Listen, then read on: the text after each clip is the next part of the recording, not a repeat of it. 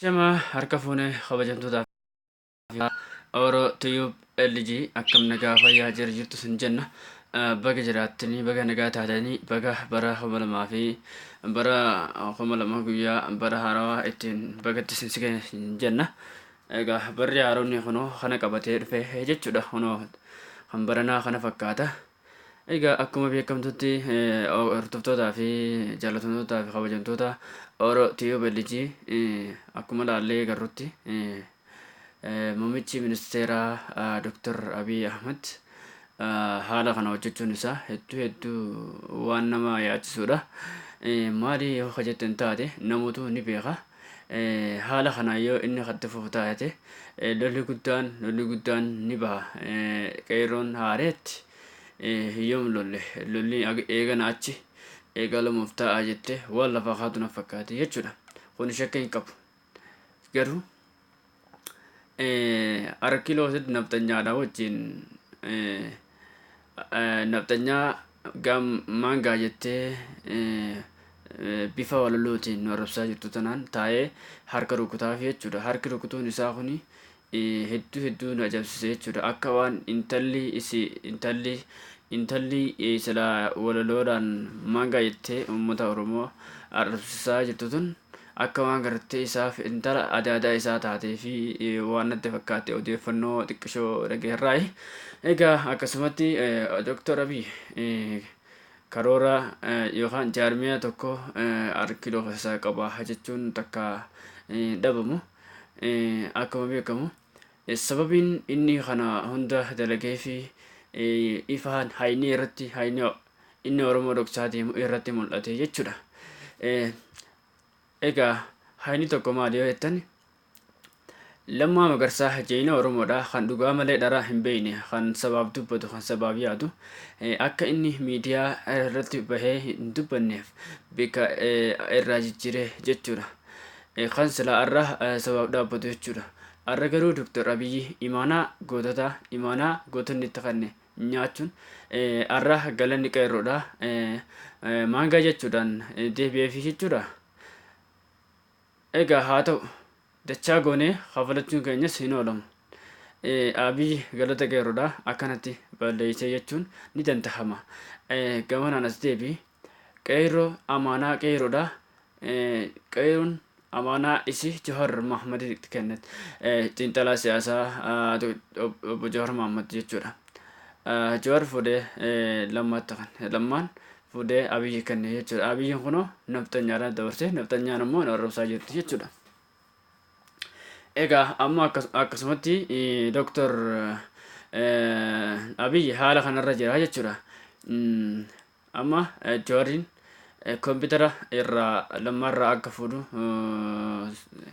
hattattamatti gaafannaa maaliif imaanaa qeerroote waan ta'eef kanaaf kabajaan asumaan si beeksisuu barbaadeeti. Kana hawaasa hundaa dubbata. Anaa midhaan qofa osoo hin taane akkasumatti kana jechuudha. Hedduu waan gartee nama mufachiisu waan nama aarsudha.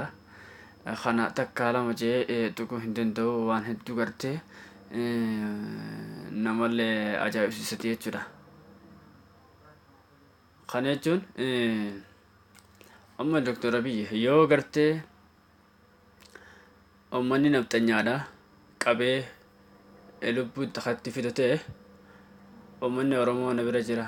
Wallagga na bira jetti, Jimma na bira jetti, Harargee na bira jetti, Shawaa na bira jetti jee waywaataa jechuudha. Yoommoo nuti utubaa ta'anii fi dugda ta'anii fi fuunee qorsirra keenya Dr. Indaalee Maaree jaaniin kun na bira jira naftanyaa dhaabataa jechuudha.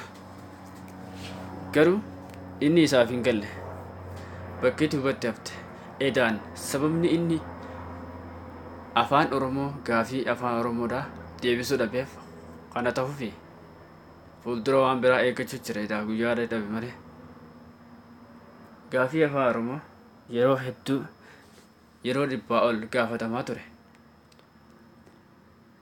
Deebii hillaanni laachuu miti fedhii deebii afaan oromoodhaa laatufu hin qabu jechuudha Dr. Abiy fedhii hin qabu waan je'amee murtaa'uu ni danda'a.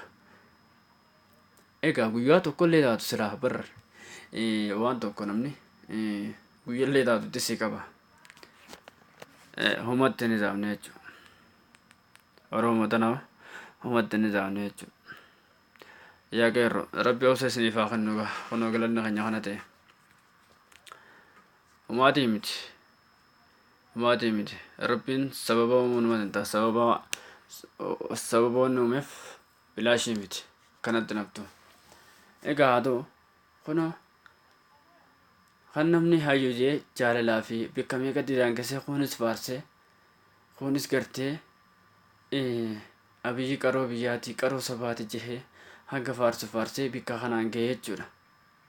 Kunis qeerroo dhiiga qeerrootiin dhiiga haawwaniitiin dhiiga ilmoo daa'ima harma haadhaa luutuun saniin asirratti aangoo haan rabbee har'a hogguu waan akkanaa kana akkanatti hojjetu. Baay'ee waan hedduu takka nama ajaa'ibu dhugaa dubbachuudhaaf.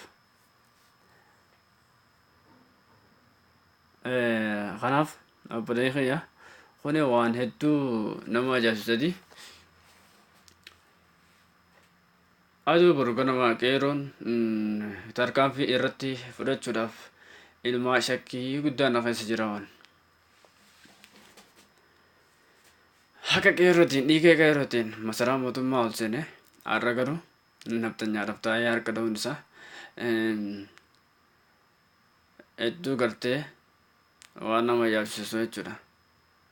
Gaafiin Oromoo kan silaa guyyaa deebi'uu qabu ilaarraa wanni akkana turaniif kanaaf haaromsa jedhan wanni haaromsa jedhan tokkolleen gonkumaan akka foorjitu waan jedhamutti ilaalaa jechuudhaan akka mataa keenyatti waan hin ta'ine haaromsa jechuun malaammaltummaa nyaachuudhaaf kan deemame yoo ta'e malee wanni haaromsan takka hin jirtu. Mi maal haaromsan? Haaromsa jedhan yeroo hunda afaan maali mee wanni haarome wanni takka tafitti daruute maali? Mee dhugaa dubbachuudhaaf haalaan dhume mee maaltu jira?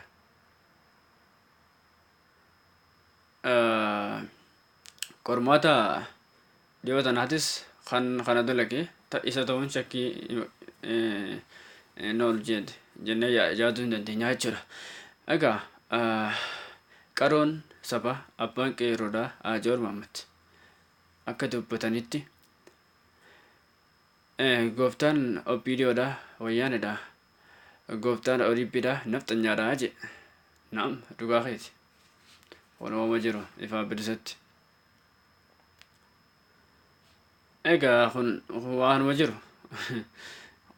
jiru jechuudha. Kanaaf obboleeyyan kiyya isinitti dheerisee jira dhiifama naaf godhaa waan garaa kiyya naquu garraayin firraa baase. Kanaafuu mee haa wal jajjabeessinu bakka jirru dhaamsa kanaaf waliif daddabarsaa subscribe like share naaf godhaa bakka subscribe jettu san naaf godhaa isin ijaa obboleeyyan kiyya OROTube LG nu daawwachuu keessaniif galatooma alfaadhaa isin jedha isin ijaa bakka diimtuu subscribe bakka jettu san naaf cuqaasaa isin ijaa obboleeyyan kiyya amma sagantaa biraa qabannee walitti deebinu turtii gaarii isin jenna.